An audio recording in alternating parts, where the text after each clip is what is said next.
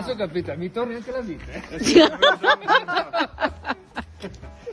Grazie. E cos'è il garage lì? È il garage loro, il garage crema, quello bellissimo.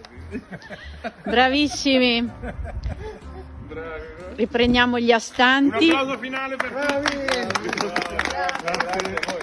No, sentite, apprezzo, ringrazio Franco, ma ringrazio tutti voi perché veramente questo mi dà fiducia anche per il futuro. Io ho lavorato molto non per voi, ma per me, per dare continuità a questo Sodalizio. A questo sì, e anche questa iniziativa che parte da lontano, 63.